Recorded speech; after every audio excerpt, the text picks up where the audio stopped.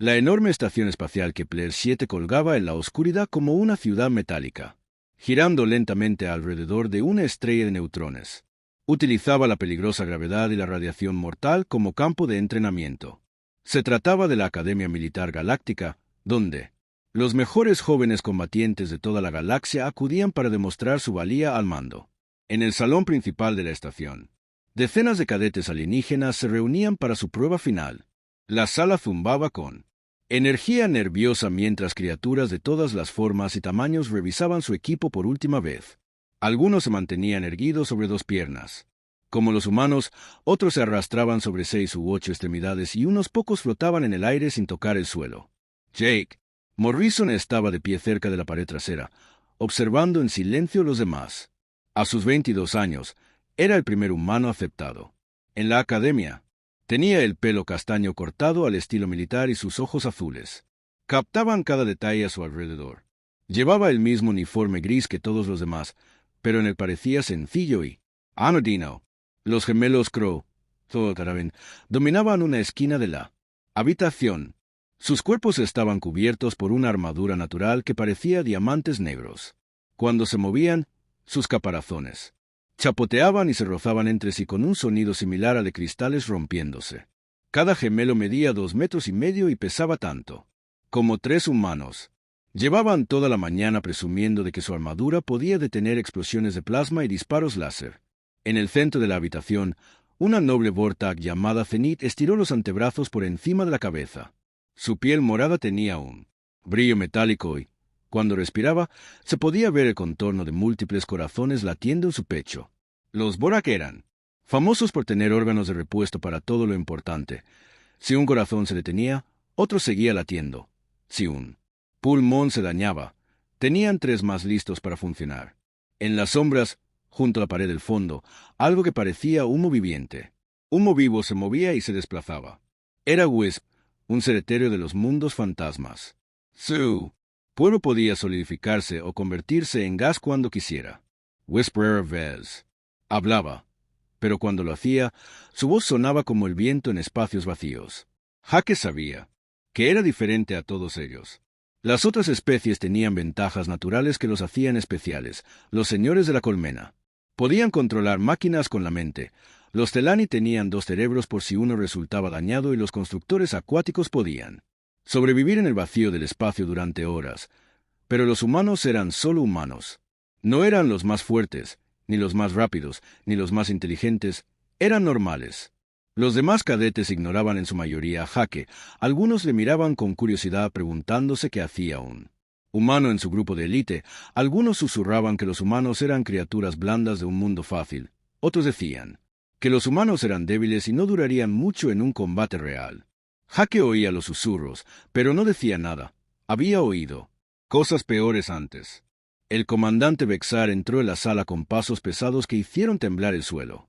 El señor de la colmena medía 3,6 metros de altura y tenía un cuerpo similar al de un insecto cubierto por una armadura negra. Sus antebrazos terminaban en garras afiladas como cuchillas y sus ojos compuestos. Podían ver en todas las direcciones a la vez. Cuando hablaba, su voz zumbaba como 1000 abejas enfadadas. Cadetes, hoy os enfrentáis a vuestra evaluación final. Anuncio el comandante Vexar. Pasaréis 72 horas en la zona de combate.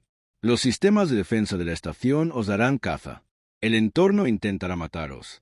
Solo aquellos que sobrevivan se ganarán el derecho a mandar sobre los demás. Gesto hacia una pantalla grande que mostraba un mapa de los niveles inferiores de la estación. Las zonas rojas marcaban áreas donde la gravedad cambiaba sin previo aviso. Las zonas amarillas mostraban donde esperaban armas automáticas en emboscada. Las zonas moradas indicaban niveles de radiación que podían matar a la mayoría de las especies en cuestión de minutos. Podéis trabajar solos o en equipos, continuó el comandante, pero recordad que en la guerra real no hay piedad para los débiles. Los sistemas de defensa no se preocuparán por vuestra especie ni por vuestras habilidades especiales. Intentarán mataros a todos por igual. Los cadetes comenzaron a formar grupos basándose en sus ventajas naturales. Los gemelos Krieg se quedaron juntos, planeando usar su armadura para atravesar las zonas peligrosas que matarían a otros. Fitz se unió a otros 2 Vortak, sabiendo que sus múltiples órganos les ayudarían a sobrevivir a las lesiones que acabarían con especies de un solo corazón. Los Aterials se reunieron en su propio grupo, con la intención de atravesar las paredes y evitar la mayoría de los peligros. Jake se encontró solo, mientras los grupos se formaban a su alrededor. No le sorprendió qué podía ofrecer un humano a unas criaturas que eran naturalmente mejores para la supervivencia. No tenía armadura, ni órganos de repuesto, ni poderes especiales. Solo era un joven de la Tierra con entrenamiento militar básico y equipo estándar. El comandante Morrison. El comandante Vexistar gritó, ¿te unirás a un equipo? Jake miró alrededor de la sala a los cadetes agrupados. Algunos lo miraban con lástima, otros con leve curiosidad y unos pocos parecían estar esperando a que suplicara unirse a sus grupos. No, señor, respondió Jake con voz tranquila. De todos modos, trabajo. Mejor solo. Esto provocó algunas risas entre los demás cadetes. La idea de que un humano débil sobreviviera solo en la zona de combate les parecía ridícula. Incluso los instructores intercambiaron miradas que dejaban claro que esperaban que Jake fuera la primera baja. El comandante Vexar asintió lentamente. Muy bien. Todos los cadetes serán transportados a diferentes secciones de la zona de combate. Tienen 1 hora para preparar su equipo.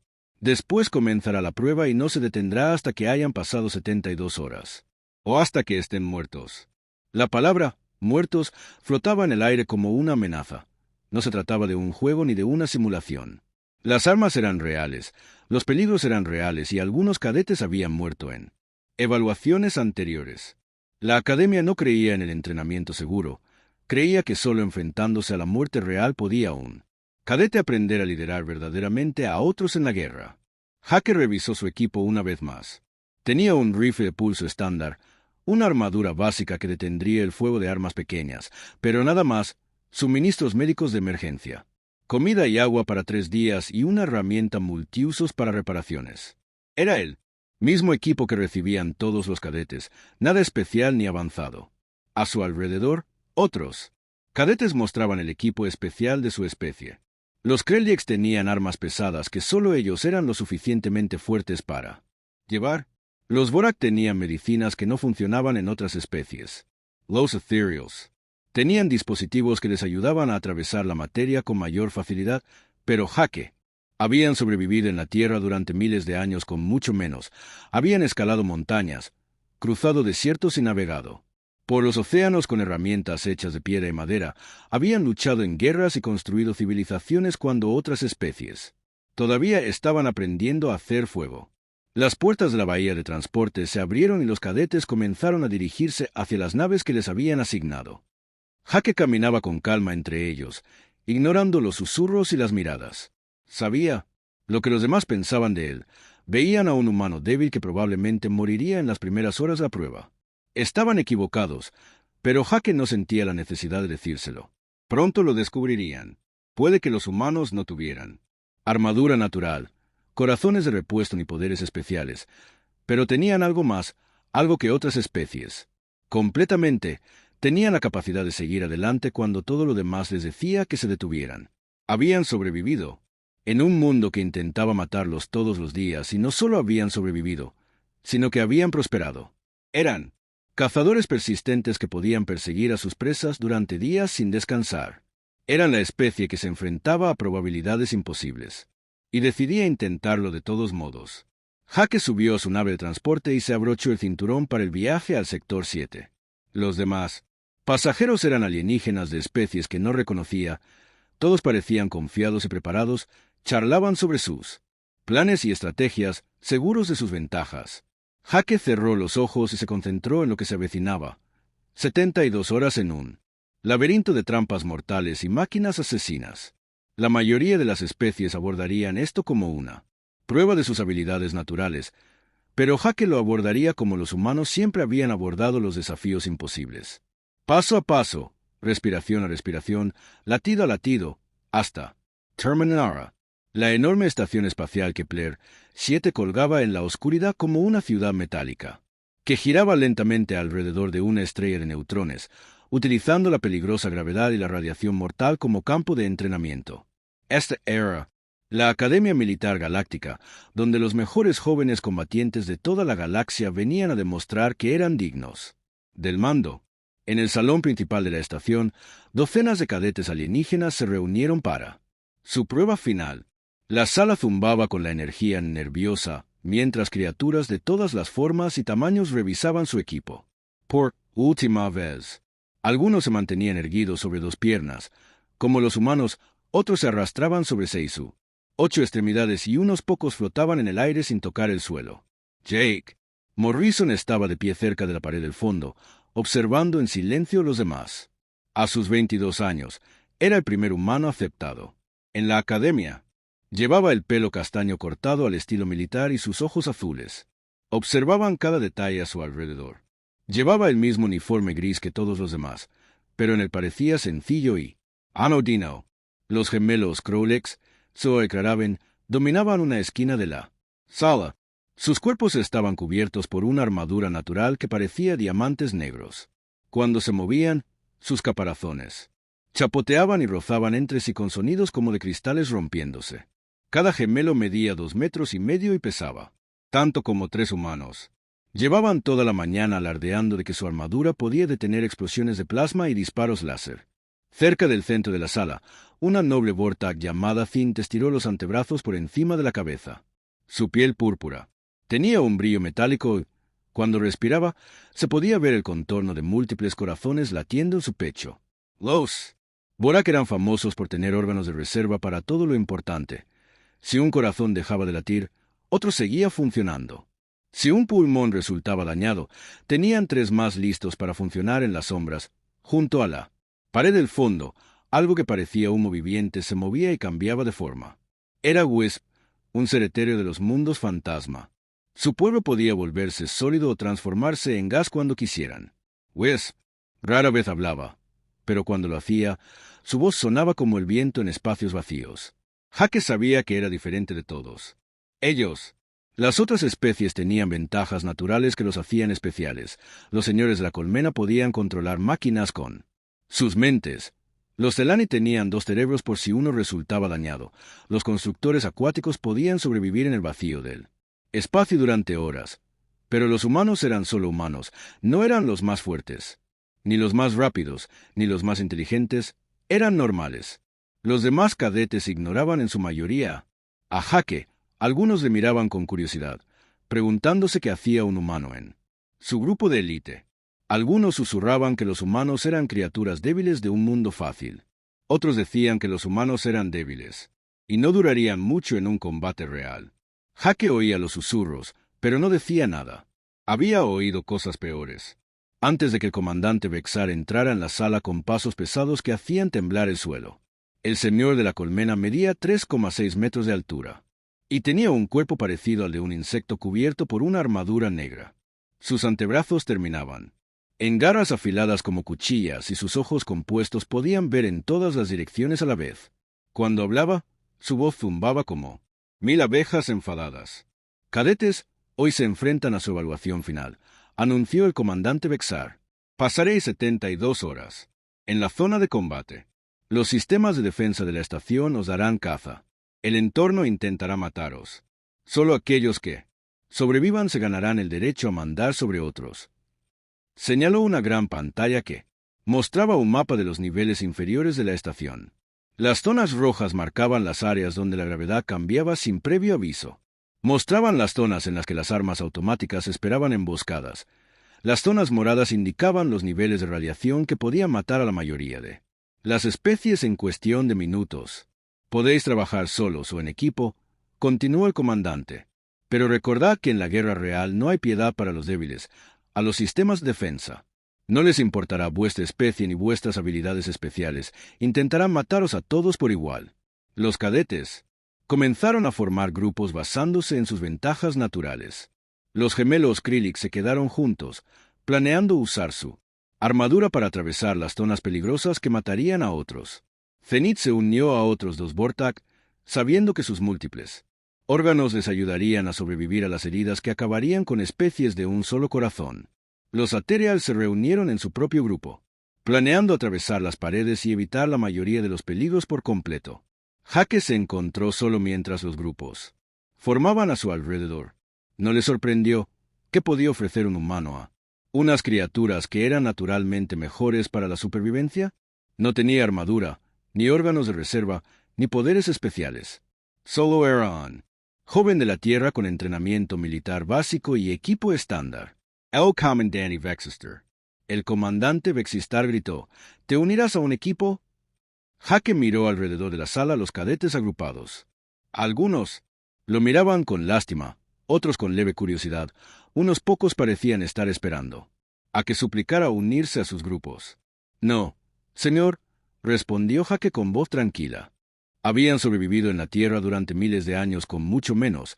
Habían escalado montañas, cruzado desiertos y navegado por los océanos con herramientas hechas de piedra y madera. Habían luchado en guerras y construido civilizaciones cuando otras especies todavía estaban aprendiendo a hacer fuego. Las puertas de la bahía de transporte se abrieron y los cadetes comenzaron a dirigirse hacia las naves que les habían asignado. Jake caminaba con calma entre ellos, ignorando los susurros y las miradas. Sabía lo que los demás pensaban de él. Veían a un humano débil que probablemente moriría en las primeras horas de la prueba. Estaban equivocados, pero Jake no sentía la necesidad de decírselo. Pronto lo descubrirían. Puede que los humanos no tuvieran armadura natural, corazones de repuesto ni poderes especiales, pero tenían algo más, algo que otras especies. Completamente, tenían la capacidad de seguir adelante cuando todo lo demás les decía que se detuvieran. Habían sobrevivido en un mundo que intentaba matarlos todos los días, y no solo habían sobrevivido, sino que habían prosperado. Eran cazadores persistentes que podían perseguir a sus presas durante días sin descansar. Eran la especie que se enfrentaba a probabilidades imposibles y decidía intentarlo de todos modos. Jake subió a su nave de transporte y se abrochó el cinturón para el viaje al sector 7. Los demás pasajeros eran alienígenas de especies que no reconocía. Todos parecían confiados y preparados, charlaban sobre sus planes y estrategias, seguros de sus ventajas. Jake cerró los ojos y se concentró en lo que se avecinaba. 72 horas en un laberinto de trampas mortales y máquinas asesinas. La mayoría de las especies abordarían esto como una prueba de sus habilidades naturales, pero Jake lo abordaría como los humanos siempre habían abordado los desafíos imposibles. Paso a paso, respiración a respiración, latido a latido, hasta Terminara, la enorme estación espacial Kepler 7 colgaba en la oscuridad como una ciudad metálica que giraba lentamente alrededor de una estrella de neutrones, utilizando la peligrosa gravedad y la radiación mortal como campo de entrenamiento. Esta era la Academia Militar Galáctica, donde los mejores jóvenes combatientes de toda la galaxia venían a demostrar que eran dignos del mando. En el salón principal de la estación, docenas de cadetes alienígenas se reunieron para su prueba final. La sala zumbaba con la energía nerviosa mientras criaturas de todas las formas y tamaños revisaban su equipo. Por última vez, algunos se mantenían erguidos sobre dos piernas.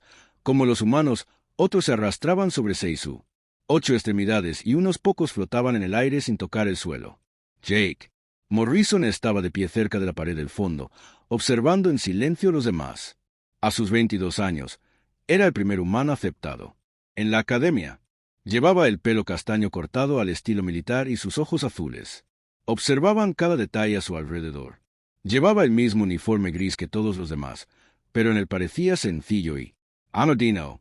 Los gemelos Crowlex, Zoar y Clarabin, dominaban una esquina de la sala. Sus cuerpos estaban cubiertos por una armadura natural que parecía diamantes negros.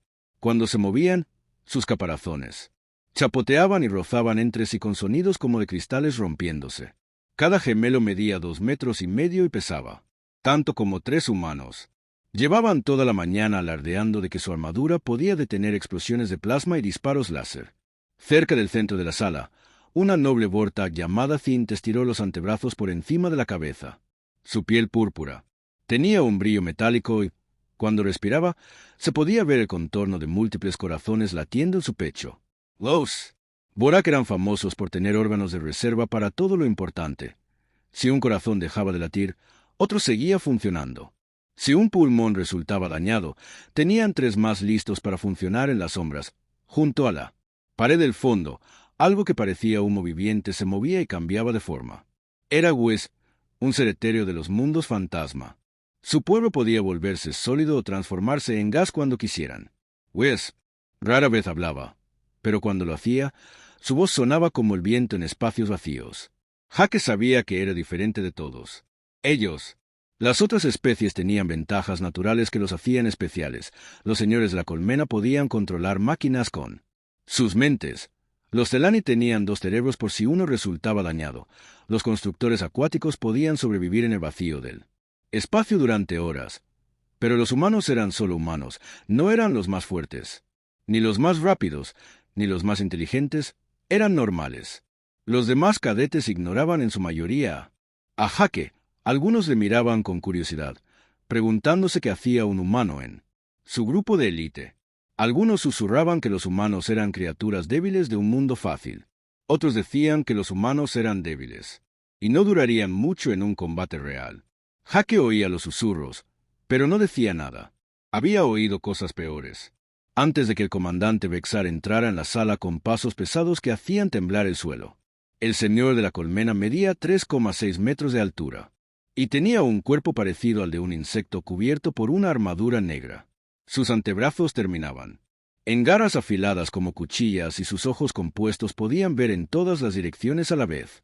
Cuando hablaba, su voz zumbaba como 1000 abejas enfadadas.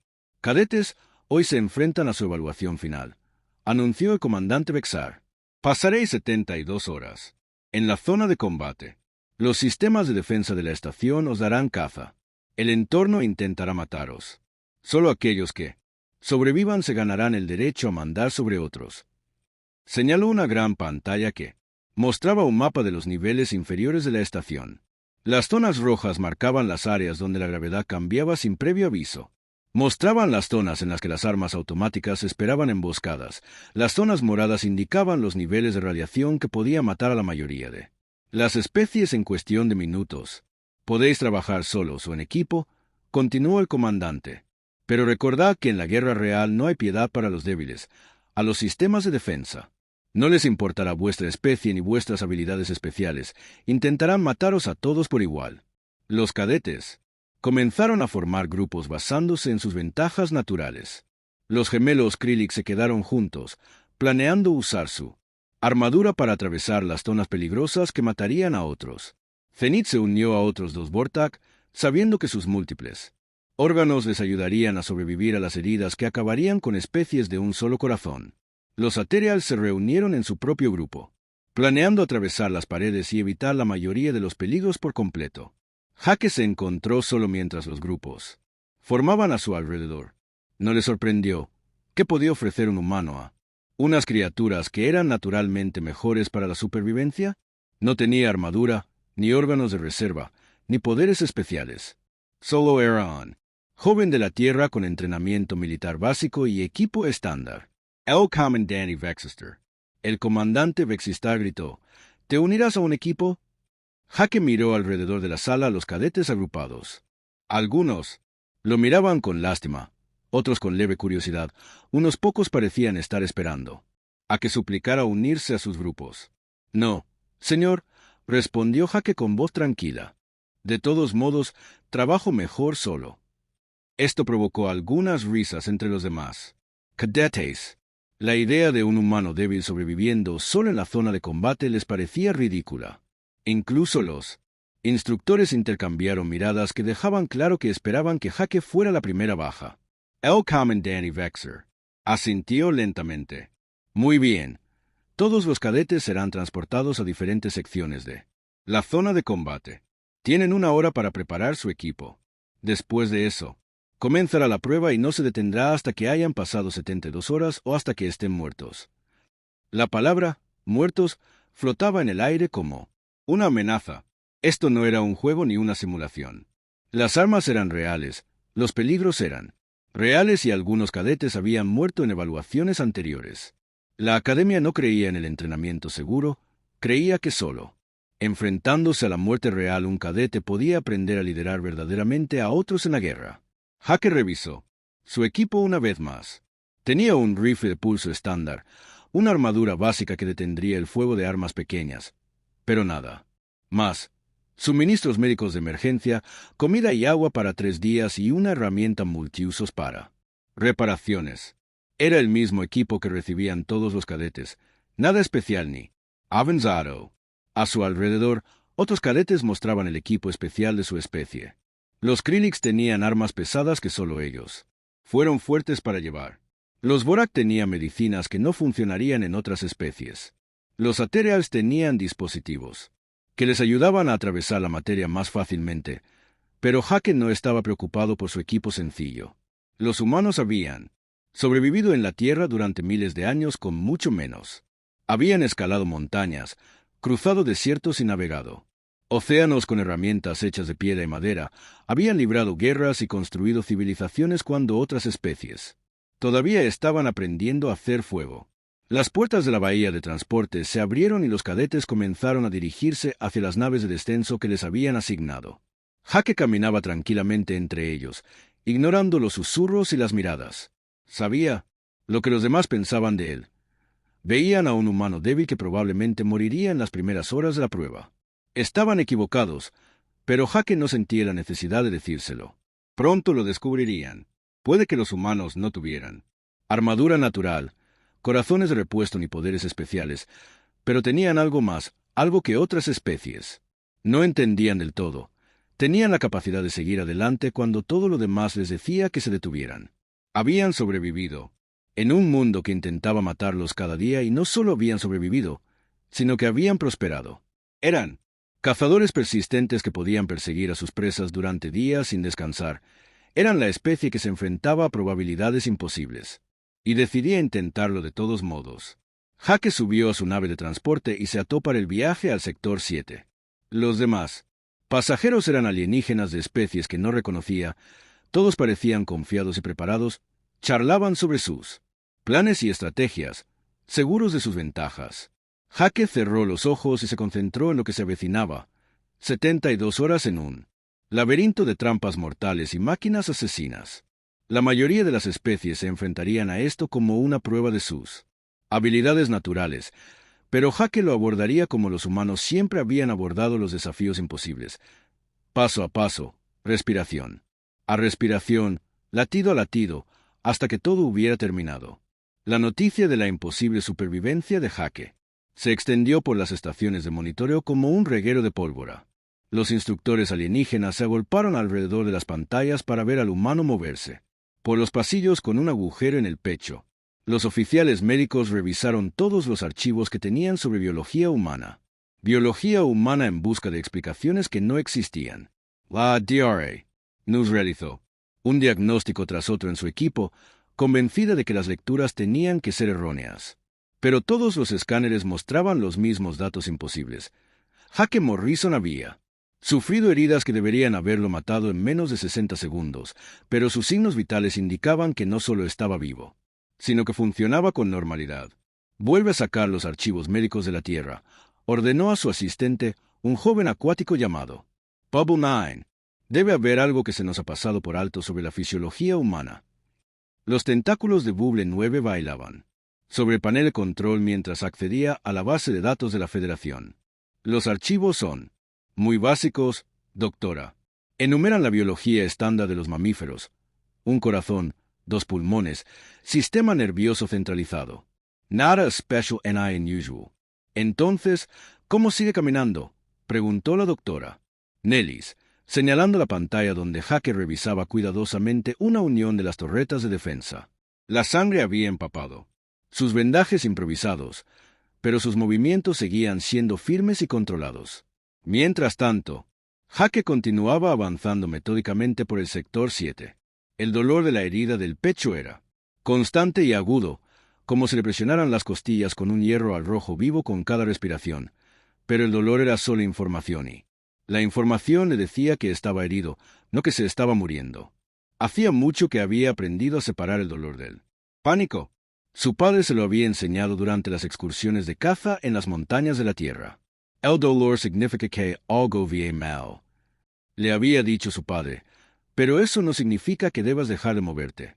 Hay que afrontar el problema y seguir adelante. Hake afrontó el Problema revisando sus vendajes cada pocos minutos y ajustándolos para mantener la presión sobre la herida. Control Ola. Respiración para evitar la hiperventilación y avanzó a un ritmo constante que no forzara su sistema cardiovascular. Eran técnicas básicas de medicina de campo que cualquier soldado humano aprendía, pero parecían magia para los alienígenas que lo observaban. Tras 6 horas de viaje, Jake oyó algo que lo hizo detenerse y escuchar con atención.